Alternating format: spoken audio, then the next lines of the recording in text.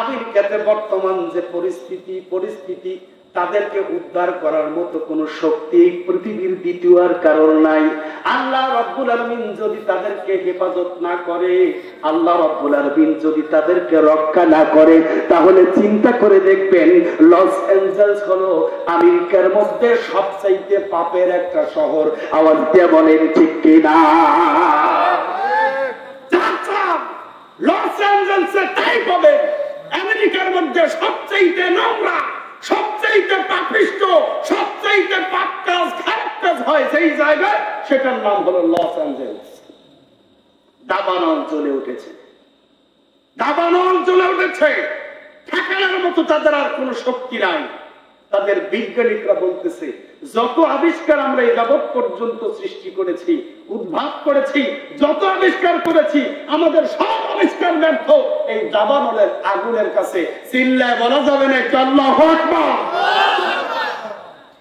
ও মুসলমান, মুসলমানের সাথে লড়তে যাও, তোমার জাঙ্গিয়া খুলি যাবে। আল্লাহ ধরে ধরে ধরে না, ধরলে আর ছাড়ে না। আল্লাহ রাব্বুল আলামিন কোরআনে কারীমের মধ্যে বলেন ইন্না বাতশা রাব্বিকা লাশাদীদ।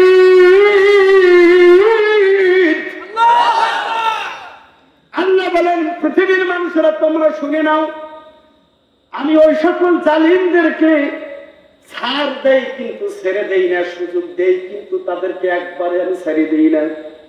যখন আমি আল্লাহর কাছে মনে হয় যে এই জালিমকে এখন ধরা দরকার, এই জালিমের এখন পানি বের করা দরকার, কি বের করা দরকার? পানি বের করা দরকার। আল্লাহ বলেন যখন আমার মনে হয় যে এই জালিমকে এখন ধরা দরকার, সঙ্গে সঙ্গে আমি তাকে ধরে ফেলি, আর এক সেকেন্ড সময় দেই না।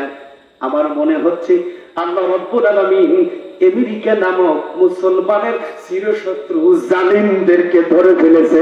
আওয়াজ দিয়ে কোন ঠিক কিনা? মুসলমানদের চিরশত্রু আমেরিকা জালিমদেরকে আল্লাহ রাব্বুল আলামিন এইবার ধরে ফেলেছে। লস অ্যাঞ্জেলসের দিকে তাকান, আমেরিকার তৃতীয় বৃহত্তম শহর, আগুনে পুড়ে, দাবানলের আগুনে পুড়ে ছাই হয়ে যাচ্ছে, তাদের পানি আর কুলাচ্ছে না। ঠিক না বেঠিক? ও ভাইয়েরা, আমি কি মিথ্যা কথা কইতেছি? আমার যুবক সোনামণিরা কথা বলছো না কেন তোমরা? এই ইতিহাস জানতে হবে। আল্লাহ রাব্বুল আলামিন আমাকে আপনাকে এই পৃথিবীতে পাঠিয়ে দিয়েছেন তার গোলামি করার জন্য, তার দাসত্ব করার জন্য।